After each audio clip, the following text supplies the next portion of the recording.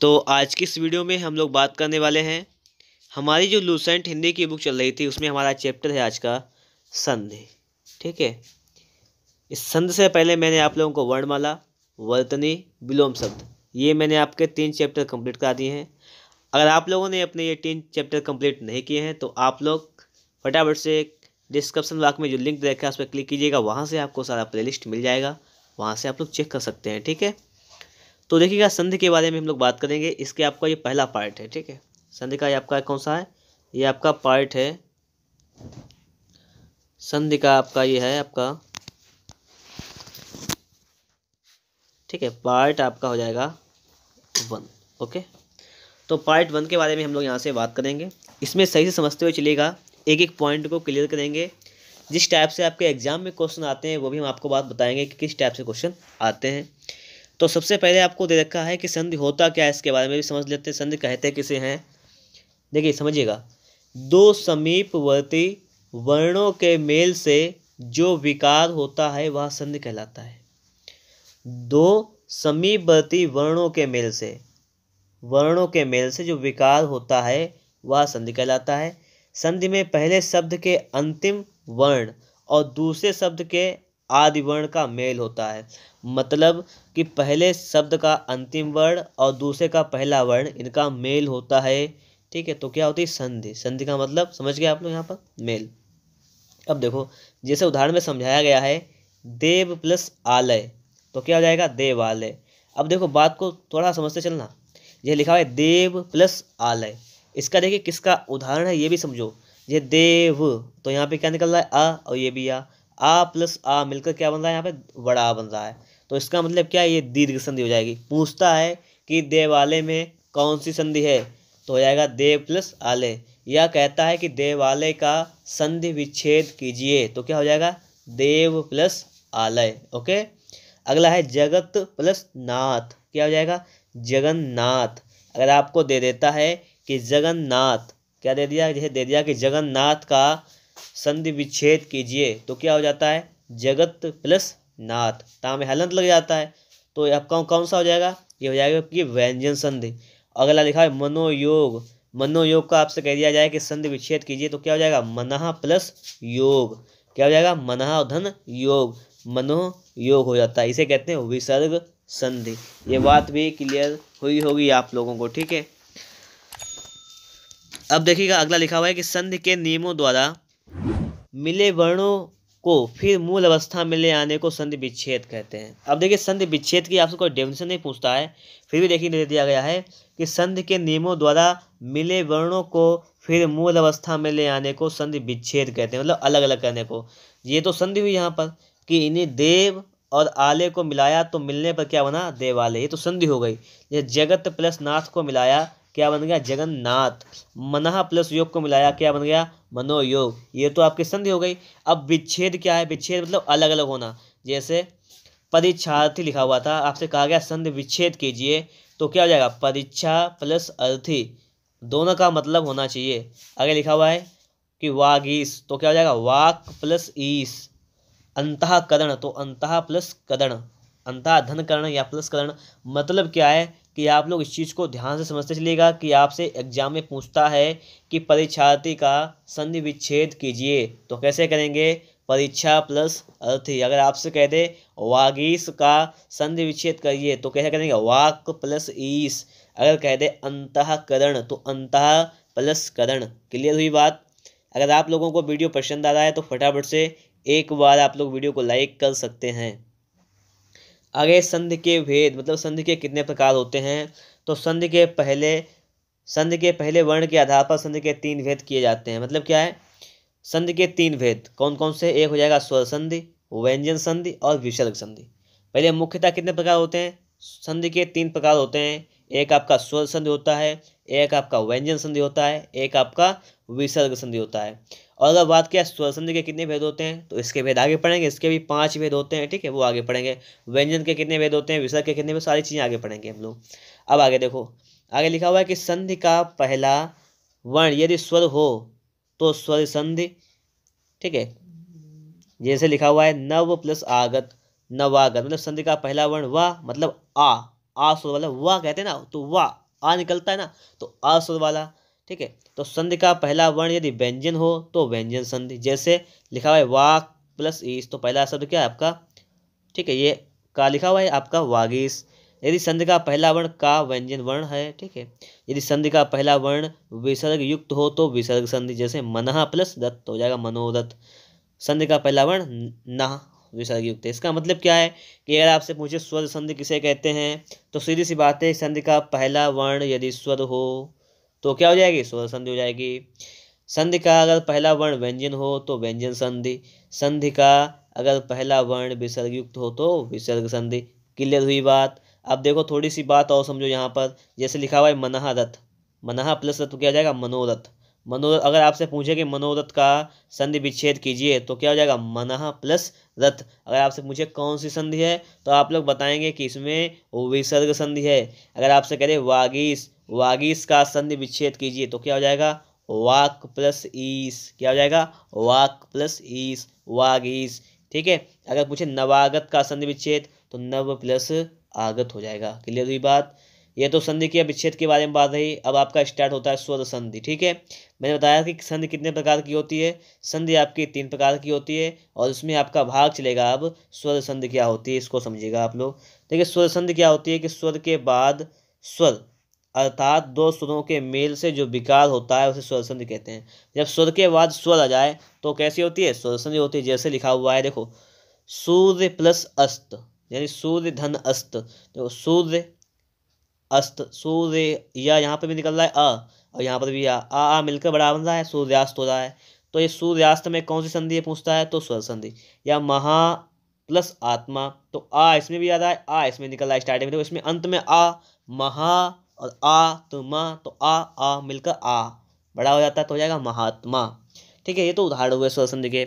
मतलब समझिएगा कि जब दोनों वर्ण जो मिले वो कैसे होने चाहिए, स्वर होने चाहिए। दोनों स्वर के मेल से विकार होता है वो तो स्वर संधि हो जाएगी।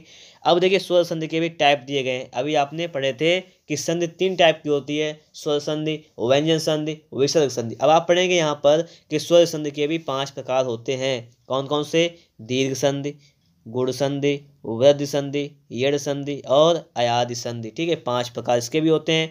तो हम लोग आज इस वीडियो में कितना पढ़ेंगे ये देखिएगा। हम लोग आज इस वीडियो में सिर्फ 2 चीज़ों को कंप्लीट करेंगे, दीर्घ संधि और गुण संधि क्या होता है। ठीक है, इसके बाद जो आपका वृद्धि संधि है, यड़ संधि है, ये अयादि संधि है, ये हम अगली वीडियो में कवर कर लेंगे। ठीक है, उसके बाद हम लोग वृद्धि संधि, फिर हम पढ़ेंगे व्यंजन संधि और फिर विसर्ग संधि। इनको भी हम वीडियो में कंप्लीट कर लेंगे पार्ट बाय पार्ट में। ठीक है, तो आप लोग टेंशन बिल्कुल ही मत लीजिएगा, वीडियो को लास्ट तक बने रहिएगा। अब देखो यहाँ पर इसको पढ़िएगा, नोट क्या कह रहा है।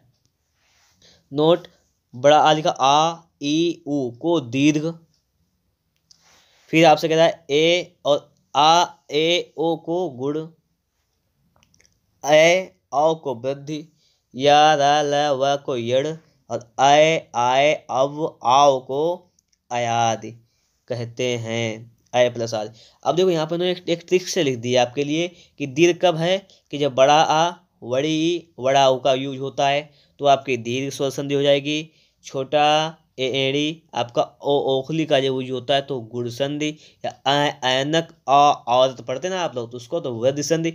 अया रा ला व ये एड़ संधि हो जाएगी। अय आय औ आव को अयादि कहते हैं। तो ये चीज़ है आपको, यड़ किसे कहते हैं, दीर्घ किसे कहते हैं, गुण ये किस में आ जाती है, ये चीज़ें हैं। ये तो देखो इसका भी यूज मिलेगा, हम आपको ये बताएंगे। तो पहले तो हम सबसे पहले स्टार्ट करें दीर्घ संधि क्या होता है। ये देखो पहले हम लोग दीर्घ संधि को पढ़ेंगे बेहतरीन तरीके से। देखो दीर्घ लिखा हुआ है कि ह्रस्व स्वर या दीर्घ, जैसे छोटा लिखा हुआ है, छोटी छोटा ऊ, आ अ इ उ के पश्चात माने के बाद क्रमशः ह्रस्व या दीर्घ स्वर अ इ उ स्वर आए तो दोनों को मिलाकर दीर्घ स्वर बड़ा ये आ ई उ हो जाते हैं। पहला नियम हो गया दीर्घ संधि में। दीर्घ संधि क्या होती है कि जब क्या है कि छोटा ये मतलब अ ई उ के बाद आ ई उ या अ ई उ आए तो दोनों स्वर क्या हो जाते हैं, दीर्घ हो जाते हैं। कैपिटल आ ये बड़ी ई बड़ा ऊ, ठीक है, ये चीज़ हो जाती है। जैसे अब किसका लॉजिक देखो, छोटा अगर छोटा के बाद छोटा आए तो क्या हो जाता है, ये बड़ा हो जाता है, नियम है। छोटा के बाद अगर बड़ा आ जाए तब भी बड़ा हो जाता है। ठीक, पहले नियम देखिएगा और उसके उदाहरण भी देखते हैं, उदाहरण भी देखते हुए चलिएगा। ठीक, कोई दिक्कत नहीं। जैसे अगर आ रहा है धर्म, धर्म प्लस अर्थ, देखिए यहाँ पर भी छोटा है, यहाँ पर भी आ छोटा है, इसके लास्ट में छोटा है, यहाँ पर स्टार्टिंग में छोटा, तो हो जाएगा धर्मार्थ। आपसे पूछता किस टाइप का, आपको ये चीज़ सीखते चलना है। पूछता है कि धर्मार्थ का संधि विच्छेद कीजिए, तो क्या करते हैं, धर्म प्लस अर्थ। ठीक है, ये देखिएगा, ये लिखा हुआ है स्व प्लस अर्थी, तो क्या हो जाएगा स्वार्थी, स्व प्लस अर्थी स्वार्थी। देव प्लस अर्चन, तो क्या हो जाएगा देवार्चन, देवार्चन। वीर प्लस अंगना, तो क्या हो जाएगा वीरांगना। मत प्लस अनुसार या मत धन अनुसार, क्या हो जाएगा मतानुसार, मत धन अनुसार। तो क्या हो जाएगा आ मिलकर क्या बनेगा वड़ा बनता है। ये देखिए फर्स्ट रूल दिया गया आपको यहाँ पर, ये फर्स्ट रूल है हमारा दीर्घ संधि का। ठीक है, तो हो जाएगा मतानुसार। क्लियर हुई बात। अब देखिए दे दिया गया है यहाँ पर, सीधी बात है। अब आपसे यहाँ पे क्या कह दिया गया है, अगर आपका अ के बाद दीर्घ स्वर आता है तब भी आपका आ ही रहेगा। जैसे लिखा हुआ है देव प्लस आलय या देव धन आलय, क्या हो जाएगा देवालय, देव धन आलय देवालय। अगर उल्टा पूछे कि देवालय का क्या संधि विच्छेद हो जाएगा, तो आप कहेंगे देव धन आलय। अगर लिखा है नव धन आगत, तो क्या हो जाएगा नवागत। या सत्य धन आग्रह, तो हो जाएगा सत्याग्रह। आगे देव धन आगमन, तो हो जाएगा देवागमन। ठीक है, देवागमन। आगे देखिएगा, आगे लिखा हुआ है, इसको देखिएगा, आपके सामने लिखा हुआ है, इसको देखिए कि अगर आ के बाद आ बड़ा मतलब बड़ा आ जाए तो भी आपका आ हो जाता है। जैसे लिखा हुआ है परीक्षा प्लस अर्थी, तो क्या हो जाएगा परीक्षार्थी। या सीमा प्लस अंत हो जाएगा सीमांत। दिशा अंतर तो हो जाएगा दिशांतर। रेखा धन अंश तो हो जाएगा रेखांक रेखांश। अब देखिए बात समझने वाली ये है, देखिए अभी मैं आपको उदाहरण समझ लीजिएगा और फिर मैं आपको पूरा ये दीर्घ स्वर संधि जो है उसको क्लियर कर दूंगा बिल्कुल। अभी अगर दीर्घ स्वर के बाद दीर्घ स्वर आ जाए तो भी आपका दीर्घ स्वर ही रहेगा। जैसे महा प्लस आत्मा, तो क्या हो जाएगा आपका महात्मा। विद्या प्लस आलय, तो हो जाएगा आपका विद्यालय। या वार्तालाप से कह जाएगा कि वार्तालाप का संधि विच्छेद कीजिए, तो क्या हो जाएगा वार्ता धन आलाप। क्या हो जाएगा वार्ता धन आलाप, ये हो जाएगा आपका वार्तालाप। बहुत इंपॉर्टेंट चीजें हैं। महानंद, क्या हो जाएगा महाधन आनंद, महाधन आनंद। देखिए संधि विच्छेद मतलब समझिए, थोड़ा सा बात ये बता दें कि जब हम शब्द का विच्छेद करते हैं तो जो दो अलग अलग शब्द बनते हैं उनका अलग अलग अर्थ होना चाहिए, तब होता है हमारा संधि विच्छेद। क्लियर। आगे जैसे लिखा हुआ है आपके सामने, इसको भी देखते हैं हम लोग। जैसे लिखा हुआ है ई, अगर ये आ जाए तो क्या हो जाता है मिलकर आपका ये कैपिटल ई बन जाता है। जैसे अति इव, तो हो जाएगा अतीव। कवि इंद्र, तो क्या जाएगा कविंद्र। अगर आपको दे दिया कविंद्र तो हो जाएगा कवि प्लस इंद्र। दे दिया मुनीन्द्र तो मुनि धन इंद्र। कपींद्र, कपि धन इंद्र कपींद्र। रविंद्र लिखा हुआ तो रवि धन इंद्र हो जाएगा रविंद्र। ठीक है। जैसे अगर दे दिया जाए ई और ई मिलाकर क्या हो जाएगा ई बनता है। तो जैसे गिरि धन ईस, तो क्या हो जाएगा गिरीश। या आपसे कह दिया कि गिरीश का आपको करना है यहाँ पर संधि विच्छेद, तो क्या हो जाएगा गिरि धन ईस। कह दिया जाए परीक्षा तो परि धन इच्छा, परि धन इच्छा। कह दिया जाए मुनीश्वर तो मुनि धन ईश्वर, मुनि धन ईश्वर, ये हो जाएगा आपका। और कह दिया हरीश तो हरि धन ईश, हरि धन क्या हो जाएगा ईश। ठीक है, एक ये रूल हो गया। और इसके बाद में आपका है कि अगर बड़ी ही जो लिखा हुआ है इसके बाद छोटी मिलाकर ये भी आपका बड़ी ही बनता है। जैसे मही धन इंद्र, तो क्या हो जाएगा महींद्र। या कह दिया गया आपसे है योगींद्र तो योगी धन इंद्र इंद्र। ठीक है। सचिंद्र सचि धन इंद्र। लक्ष्मी, लक्ष्मी इच्छा लिखा हुआ है तो लक्ष्मी धन इच्छा, लक्ष्मी इच्छा, ये हो जाएगा आपका। ठीक है। आगे अगर कैपिटल ई मतलब बड़ी ई प्लस बड़ी ई मिलकर बड़ी ई जो बनता है ई बनता है, तो देखिए रजनी धन ईश, तो हो जाएगा रजनीश। योगी धन ईश्वर तो योगीश्वर। जानकी ईश, तो हो जाएगा आपका जानकीश। या नारी धन ईश्वर, तो क्या हो जाएगा नारीश्वर, ये हो जाएगा। ठीक है। अब जैसे अगर लिखा हुआ है यहाँ पर ऊ मिलकर तो क्या हो जाएगा बड़ा ऊ बन जाता है, तो पता है। जैसे भानु धन उदय, तो हो जाएगा भानुदय। विदु प्लस उदय, तो क्या हो जाएगा विदुदय। गुरु धन उपदेश, तो गुरुपदेश। लघु धन उत्तर, तो क्या हो जाएगा लघुत्तर, क्या हो जाएगा आपका लघुत्तर। अगर आपसे कह दिया जाए कि लघुत्तर का संधि विच्छेद कीजिए, तो क्या हो जाएगा लघु धन उत्तर। आगे देखिएगा, आगे इसको भी समझते हुए चलिएगा। लिखा हुआ है ऊ धन बड़ा ऊ मिलकर क्या बनता है, ये भी आपका बड़ा ऊ बन जाता है। जैसे लघु प्लस ऊर्ध्मी तो क्या हो जाएगा, लघूर्ध्मी। अगर आपसे लघूर्ध्मी दे दिया जाए तो लघु प्लस ऊर्ध्मी बन जाएगा। धातुष्मा तो हो जाएगा धातु प्लस ऊष्मा। सिंधूर्मी लिखा है सिंधूर्मी तो सिंधु प्लस ऊर्ध्मी क्या हो जाएगा, सिंधु प्लस ऊर्ध्मी, ये संधि विच्छेद हो जाएगा। साधुर्जा तो हो जाएगा साधु प्लस ऊर्जा, यानी साधु धन ऊर्जा, ये क्या हो जाएगा, साधुर्जा लिखा हुआ है। वड़ा ऊ प्लस ऊ मिलकर बनता है वड़ा ऊ, ये भी बनता है, ये भी एक लॉजिक ही है ना आपका। तो हो जाएगा वधु प्लस उत्सव तो हो जाएगा वधूत्सव। देखिए इसको इसी में लोग कंफ्यूज होते हैं ज़्यादा, लेकिन आपको सही समझते चलना है। वधु उत्सव लिखा हुआ है, जैसे वधु उत्सव लिखा हुआ है, ये बड़ी पाई लिखी हुई बड़े ऊ की, तो क्या करेंगे, वधु होता है, वधु नहीं होता है। वधु प्लस उत्सव, भू उत्सर्ग तो भू धन उत्सर्ग, या वधु उपकार तो वधु प्लस उपकार, या भूधार तो भू प्लस उद्धार, ये हो जाएगा आपका। ठीक है, जैसे आपका आगे लिखा हुआ है ओ मिलकर आपका ये ऊ बन जाता है। जैसे लिखा हुआ है सरयू प्लस ऊर्मी तो हो जाएगा सरयूर्मी। सरयूर्मी आपको अगर आपको दे दिया जाए, जैसे एग्जाम्पल दे दिया जाए, या आपको कोई भी एग्जाम आप देने जाए वहाँ पे आ जाए सरयूर्मी तो क्या हो जाएगा, सरयू धन ऊर्मी, ये ऊर्मी होता है। ठीक है, जैसे कह दिया जाए भू धन ऊष्मा तो हो जाएगा भूष्मा। वधु धन ऊर्मी तो हो जाएगा वधूर्मी। भू धन ऊर्जा तो हो जाएगा भूर्जा, क्या हो जाएगा, भूर्जा। ठीक है, ये बात यहाँ तक हुई। आगे देखिए गुण संधि। अब देखिएगा, पहले हम लोग इसको ही समझ लेते हैं। अब लोगों ने भी पढ़ा है दीर्घ संधि को, फिर एक बार रिपीट करते हैं थोड़ा सा। अभी आपने स्टार्टिंग में यहाँ पे पढ़ा था कि आ ई ऊ को दीर्घ, बस यही बात थी। अभी हमने देखो इतनी चीज़ों को पढ़ा, हमें सिर्फ एक ही निष्कर्ष निकला, वो मैं आपको एक संक्षिप्त सार में समझा देता हूँ। देखो थोड़ा सा मैं इसको बाइट कर लूँ फिर समझाता हूँ अभी। ठीक है, हम लोगों ने भी पढ़ा था दीर्घ स्वर संधि के बारे में। देखो यहाँ पे थोड़ा सा बाइट करने पर, और जो मेन पॉइंट थे मैं आपको वो क्लियर करा दूँ बिल्कुल अभी तुरंत। ठीक है, ये बाइट हुआ यहाँ पर, और देखिएगा अभी क्लियर हो रहा है चीज़ें। हमने देखिए सारे लॉजिक पढ़े अभी। ठीक है, बहुत से लॉजिक पढ़े। देखिए हमने आ ई ऊ ये तीन चीज़ें थी।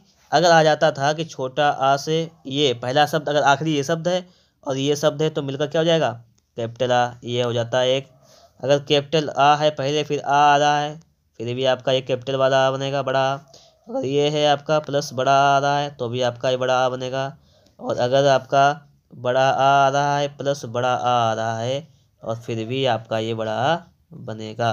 ये इसी प्रकार से, ये तो एक लॉजिक है। इसी प्रकार से ई की अगर बात की जाए तो ई प्लस ई आ रहा है तब भी आपका ई बनेगा कैपिटल ई प्लस ई आ रहा है फिर भी आपका ई बनेगा। ठीक है, दोनों का ई मिल रही है। अगर आपका ई प्लस आपका छोटी ई आ रहा है फिर भी आपका बड़ी ई बनेगा, और अगर आपका यहाँ पर ई प्लस ये बड़ी ई आ रहा है फिर भी आपका ई बनेगा। ये भी बात क्लियर हुई। और अगर आपका यहाँ पर छोटा ऊ ये प्लस बड़ा ऊ, ये ऊ दोनों आ रहे हैं तब भी आपका ऊ बनेगा, और दोनों अगर ऊ बड़े आ रहे हैं तब भी आपका इसी टाइप से ऊ बनेगा।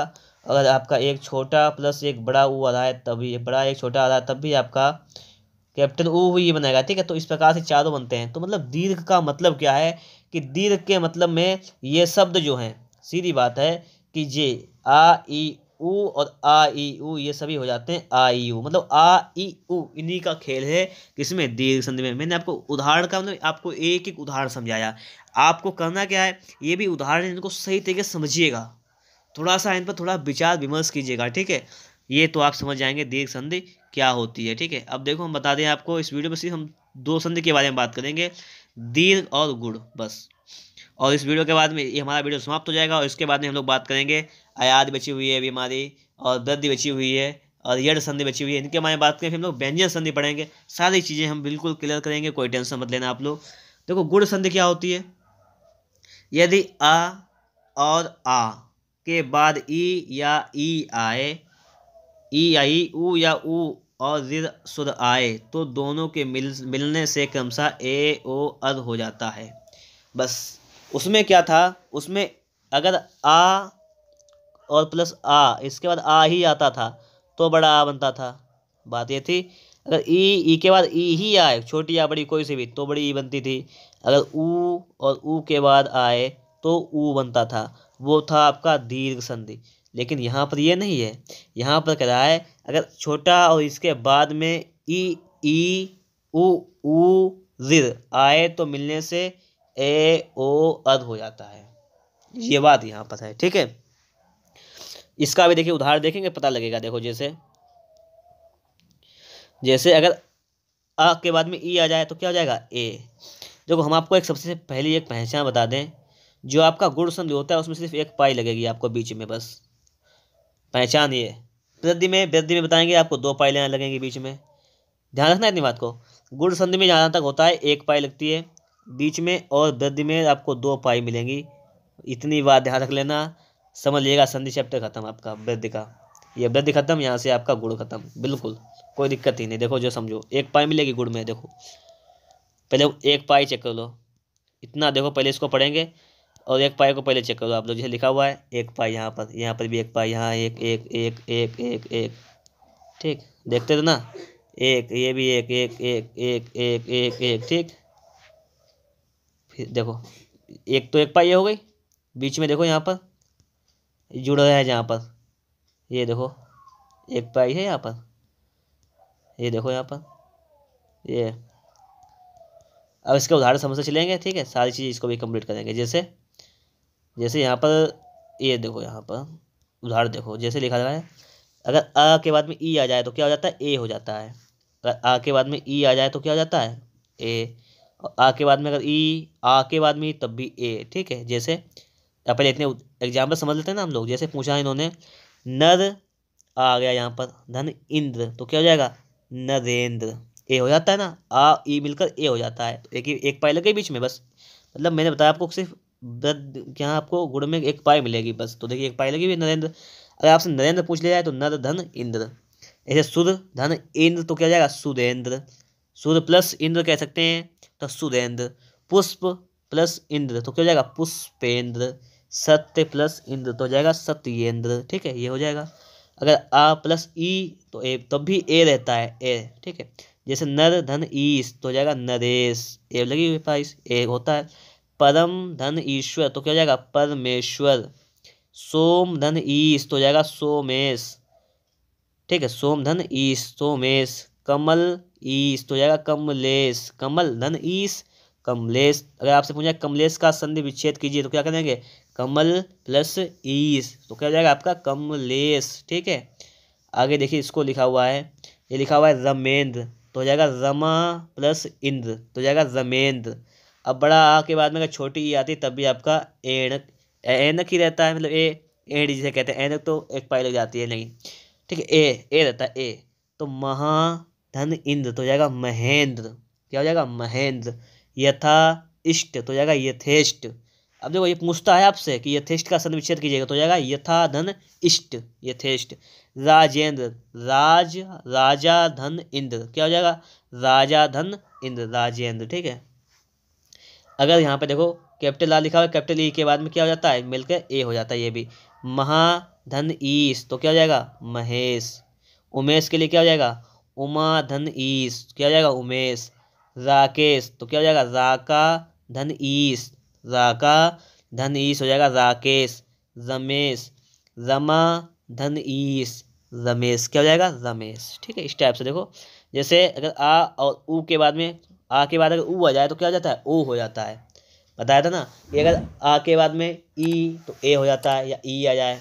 अगर आ के बाद में आ या इस आ के बाद में वृद्धि का सीधा नियम एक ही है, इसके बाद में अगर क्या आ जाए अगर इसके बाद में प्लस में अगर ई या ई आ जाए तो इसका क्या हो जाता है इसका ए हो जाता है, सीधी बात, ठीक है। अगर आपसे बताया कि आ या आ के बाद में आपका क्या आ जाए ऊ या ऊ आ जाए तो आपका क्या हो जाता है ओ हो जाता है। और अगर आ या आ के बाद में आपका क्या आ जाए रीद आ जाए तो अद हो जाता है। बताया इतनी बात तो बस वही यहाँ रखिएगा, बस ये वृद्धि समाप्त हो जाएगी यहाँ पर भी। जैसे वीरोचित तो क्या हो जाएगा वीर धन उचित, पाई एक लगी हुई है। मानवोचित तो क्या हो जाएगा मानव धन उचित। परोपकार पर धन उपकार हो जाएगा परोपकार, पर उपकार तो परोपकार। हितोपदेश इसका पूछा तो हित धन उपदेश, ये हो जाएगा आपका, ठीक है। जैसे लिखा सूर्योजा सूर्योजा सूर्योजा लिखा तो सूर्य धन ऊर्जा। नवोढ़ा नव धन ऊढ़ा। जलोर्मी जल धन ऊर्मी। समुद्रोर्मी समुद्रोर्मी। तो हो जाएगा समुद्र धन ऊर्मी। ठीक है, आगे लिखा हुआ है आपका महोदय, तो महोदय का हो जाएगा महाधन उदय। महोदय का महाधन उदय। जैसे यहाँ पर भी आ मिलकर ओ बन रहा है, कोई दिक्कत नहीं, लॉजिक वही है। महोत्सव लिखा हुआ है तो क्या हो जाएगा महाधन उत्सव। महोत्सव है तो महाधन उत्सव, तभी तो ओ बन रहा है, ये भी टूटेगा तो इसी भाग में। महोष्ण तो महाधन उष्ण। महोदधि तो हो जाएगा महाधन उदधि। गंगोदक तो गंगा प्लस उदक, क्या हो जाएगा गंगा प्लस उदक हो जाएगा आपका। जैसे आपका यहाँ पर लिखा हुआ है, इसको भी देखिए ना, जैसे ये भी लॉजिक लिखा हुआ है, आ उ मिलकर ओ बनता है यहाँ पर, और आ दीर्घ मिलकर अल, और आ दीर्घ मिलकर यहाँ पर भी अल, वही बता चुका हूँ पहले क्लियर। जैसे लिखा है दयोर्मी तो हो जाएगा दया धन ऊर्मी। महोर्जा तो महाधन ऊर्जा। महोर्मी तो हो जाएगा महाधन ऊर्मी। महोस्मा तो महा प्लस ऊष्मा, महोस्मा हो जाएगा महा प्लस ऊष्मा। आगे जैसे लिखा हुआ है यहाँ पर समझो, जैसे लिखा हुआ है देवर्षि तो हो जाएगा, देखो यहाँ पे इसी को पढ़ने में पता लगेगा कि देव और ऋषि की बात कर रहा है, तो देव प्लस ऋषि। सप्तर्षि, सप्तऋषि लिखा हुआ है ना, सप्तऋषि तो हो जाएगा सप्त धन ऋषि। राजर्षि राजधन ऋषि। ब्रह्मर्षि तो ब्रह्म प्लस ऋषि, और महर्षि तो महर्षि लिखा हुआ है ना, तो महा प्लस ऋषि। तो ये चीज़ें हो जाएंगी यहाँ पर। तो यहाँ पर अर वाले शब्द भी आ जाएंगे। तो देखिएगा मैंने आपको यहाँ पर सिर्फ दो चीज़ें सिर्फ पढ़ाई हैं कि दीर्घ क्या होता है और वृद्ध क्या होता है। तो आप लोगों ने दोनों चीज़ों को समझने का पूरा प्रयास किया होगा कि अगर आ के बाद में ई या ऊ या ऋ आ जाए तो मिलने के बाद आ के बाद अगर ये मिल जाए तो ए हो जाता है, और अगर इसके बाद ऊ मिल जाए ऊ तो ओ हो जाता है, और इसके बाद अगर ऋ मिल जाए तो अद हो जाता है। ये चीज़ें तीनों चीज़ें आपने पढ़ी हैं, इसके आप लोग एग्जाम्पल भी देखे हैं, और मैंने आपको एक पहचान बताई है, अगर सीधे एक पाई मिल जाए आपको तो वहाँ पर भी गुण संधि आपकी हो जाएगी।